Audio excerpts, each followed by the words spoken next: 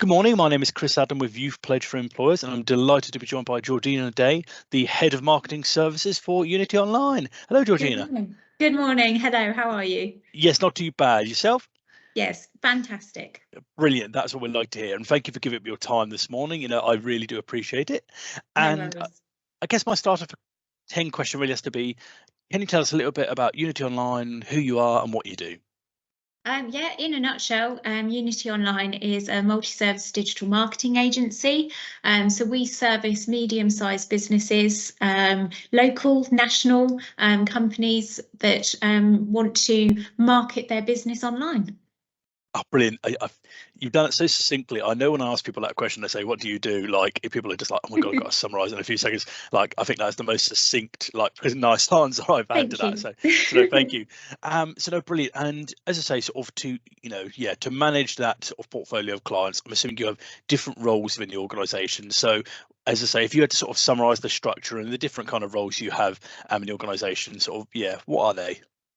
So we obviously have to have people that are going to look after our lovely clients and customers. So we have people that are client facing, that look after the longevity of nurturing those clients and looking after them, making sure they're getting the best out of what we're doing for them. And then we have more of those implementation managers and consultants. So people that are doing the work, the implementation, as we call it.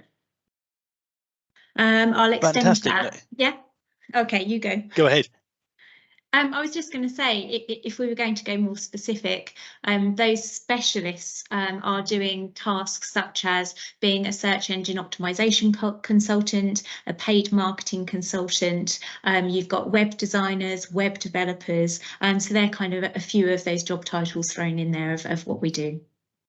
Brilliant. No, thank you for actually branching out and being specific, as say, about the different kind of roles, and it actually leads nicely on to my next question. And I'm not asking you to, as I say, to diverse any client information or anything like this, but if you had to maybe give an example, sort of just so we can see the organisation in operation, what is the kind of thing that someone might approach you about, to get you to do for them, and sort of how would your organisation go about doing it?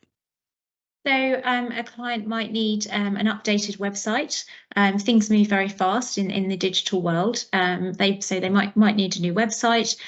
They might be trying to reach new audiences or new customers that they've not done before, and they're not sure how to do that. So they want to come and talk to us about how they branch out.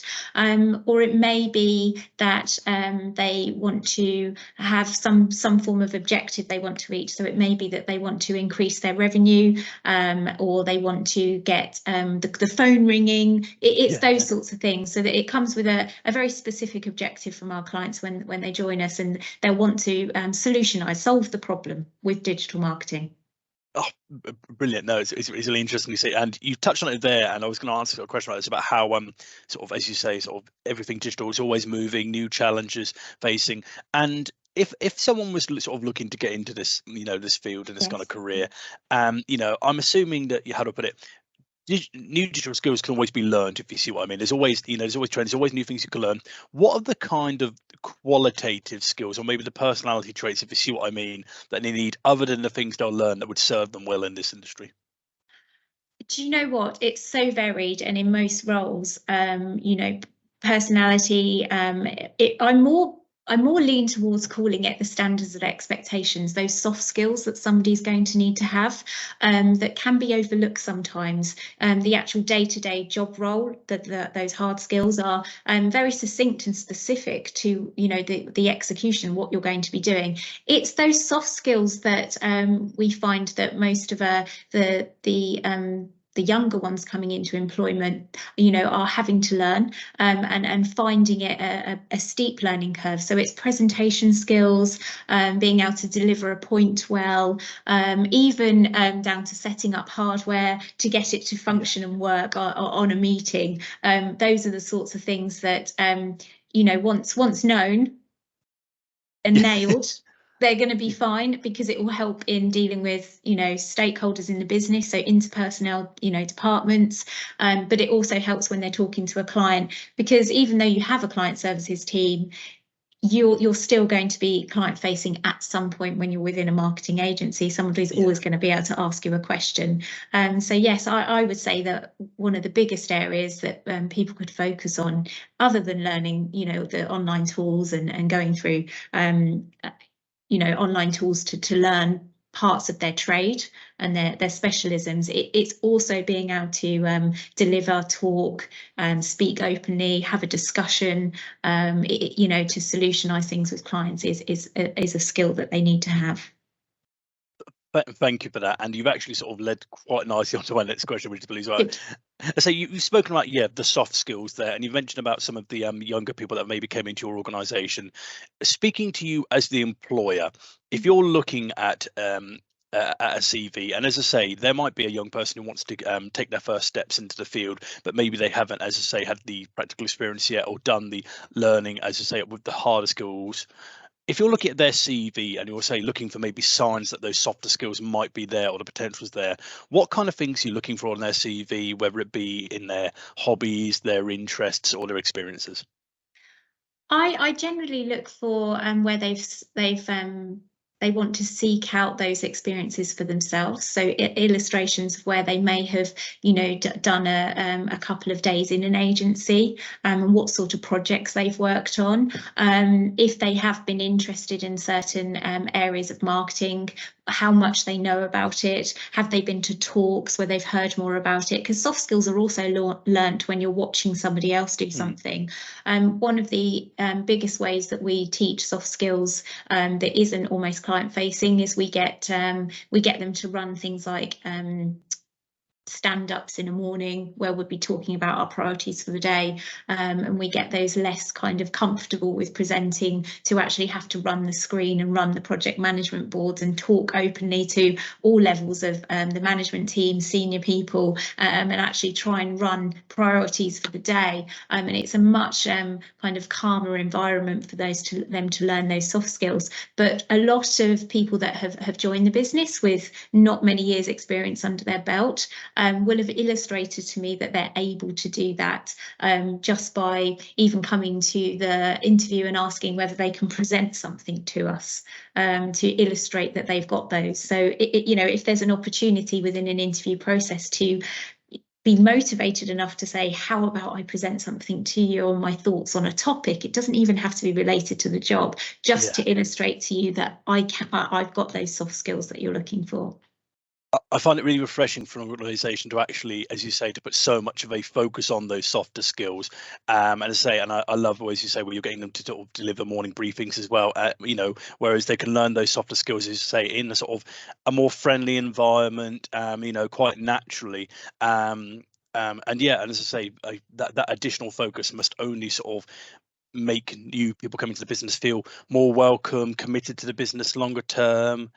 I know that's absolutely fantastic. And you touched a little bit on it there, say about the kind of sort of opportunities, the kind of things that someone could learn within Unity Online. Can you give an example maybe of sort of, whether it's a young person who's come in and they've got a role, maybe the kind of things they've learned, the kind of experiences they've gained whilst being inside Unity? So I actually ran a pilot project last year where we took on 3 individuals that had either worked in marketing before, had just come out of university and had been doing some work experience in marketing, or they wanted to just get into the industry. Taking these people on, knowing that they weren't yet aware of what side of marketing they wanted to work within, and letting them know that they could be very fluid within the agency. It was okay to hold your hands up and say, I've tried doing a task or doing this, and I just know it's not how my brain works, or I think I'd be better suited over here. And it's been a great exercise to let them know that it's okay to change your mind about something, and then to work in another area of the business. So actually, in answer to your question, it's not set in stone, it's not fixed, it's a movable feast, and they need to know that they're comfortable enough to express that outwardly. I think when they join us, especially with these 3 individuals, it was getting them to know what success looks like. in installments. So what does success look like in my first kind of 3 months of work, my probation? And if they've been motivated enough and they understand the answer to the question, they're more likely that going to do that. So my advice to young people, young individuals would be always ask the question of what success looks like. Even if it's, I don't actually like the position I'm in and I want to try something else or something new, that's great, but always know what success looks like for that agency or that work placement that you're joining. I think that's a brilliant question that I've never actually thought about asking, whether I've been in roles or when I've been working with young people, to get them to ask. And actually, I think that I just think back to my personal experience, thinking in some of the roles I've worked in, if I'd maybe asked that question earlier in certain roles I worked in, it would have provided me with a clearer indication of sort of, where I am in the role, what I'm aiming for, what the organisation, aims for me to achieve. So I think that's a really brilliant piece of advice. Thank you. My other question, and I will say this straight away, that I know there's no such thing as a typical day, especially in an organisation such as yourself, where you say you've got different roles and a typical day will be different for everyone.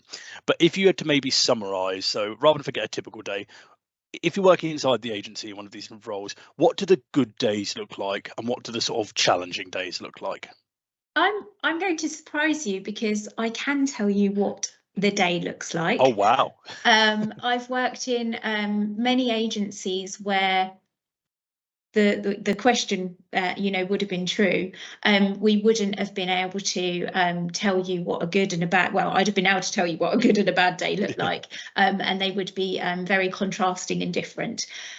When I joined Unity Online and when I was promoted to the head of marketing services, and with all the experience, I've never worked in any other industry, I had a clear vision that I wanted individuals in this team to come in the morning, know the expectations of the day, facilitate the expectations of the day, and be able to leave on time, on the dot, and not have to think about it. If the day's taken care of itself in the way that we illustrate it within the workflow, they can go home and enjoy their time at home and not have to worry about it till they're back in the next day. And that is really unusual for agency life, but it was definitely something I had to achieve. And what that means is, if the day is achieved and the expectations have achieved, it's habit forming, making sure we do the same things every day the right way.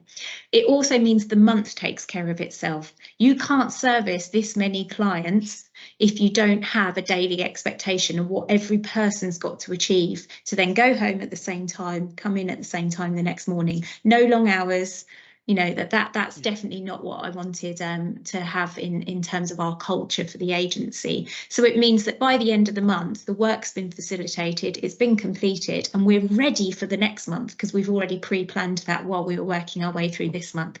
So yes, there is a standard work-life day here. It's called the daily workflow. That's how we refer to it. And it basically means that everybody works succinctly and collaboratively. So the account manager is requesting the tasks that are going to be facilitated for the client. The implementation manager facilitates them, feeds back to the account manager delivers. So it's a beautifully working, orchestrated workflow for the client. The client gets what they need, the account manager will get what they need, and the implementation manager will have done the task that they need to do. And then everyone moves on to the next piece of work.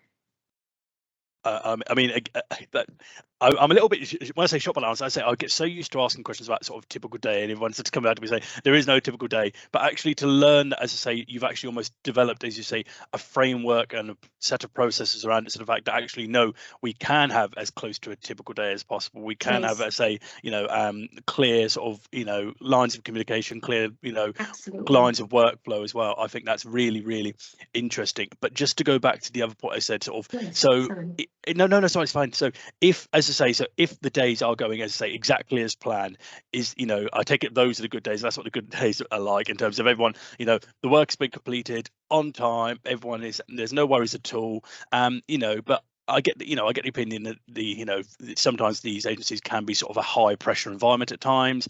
So what do the challenging days look like? Yes, so we call it.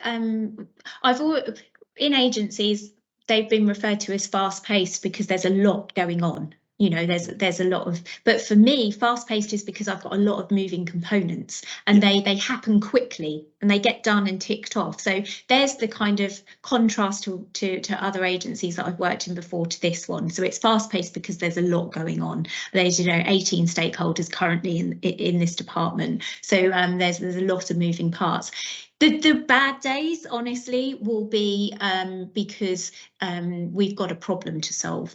You know, it could be that a website's down. It's when we're off task, things that are just you know, knocking us sideways, something we weren't expecting, and we have protocols to deal with those. So a bad day will be when our case management, it's anything that sits outside of current workflow that isn't pre-planned in operations, or something that's risk. So we've got a risk management system, so it'll be something that's going to cause risk to one of our clients or ourselves. So case and risk management are the two things that can cause altercation for what we're doing in terms of the daily workflow, and we have protocols in place to deal with those. So generally it's the leadership team that will get involved there.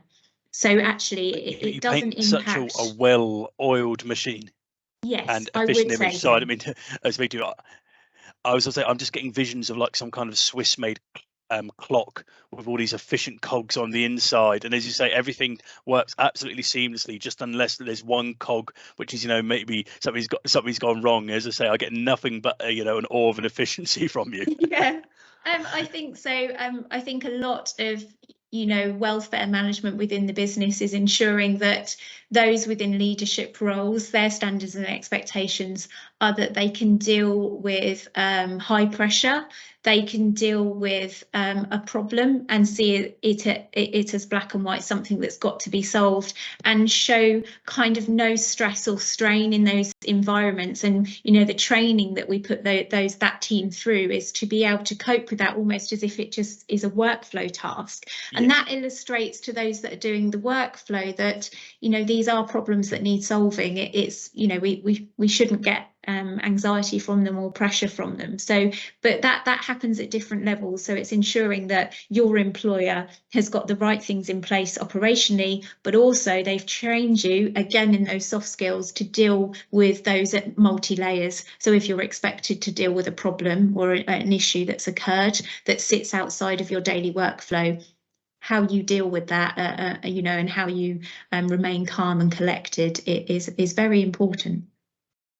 Georgina, all I can say is I wish I had you and your organisation's philosophies in previous roles I've worked in, because it would have been so much easier. So no, I completely appreciate it. I think that's all brilliant. My final question, really, just to sort of wrap things up, and I've asked this to sort of all the people I've done these employer talks with, and you've sort of touched on how, yeah, you know, you'll be fine. You know, you've touched on how you sort of spent, you know, I say your professional career in this industry. So if I had to ask you, bearing in mind say the things you've achieved, the roles you've had, maybe the mistakes you've made and learned from, if you could go back and speak to, say, 17-year-old Georgina, you know, what is the one piece of career advice you would give to your younger self? Patience. Patience. Take your time, and also don't react to something as soon as it happens to you. So go away and give yourself, you know, the evening or a good night's sleep. You know, things change, things move, decisions are made by businesses and organisations, and it's not always it's not personal.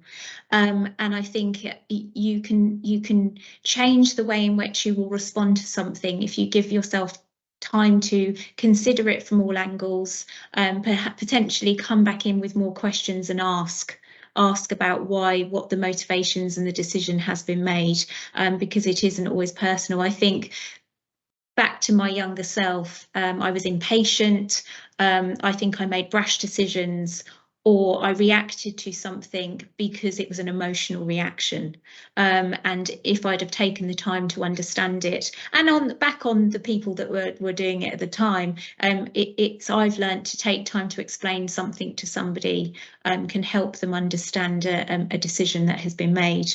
But there was a culture, you know, the years ago that I started, that, you know, communication and keeping everyone involved and succinctly understanding the decisions that are being made wasn't a culture that existed in those businesses. So if you are in a business that does exist like that, it's just having a bit of patience and a bit of calm and collective thought before you react to it. And I think that could kind of revolutionise how people move through their career.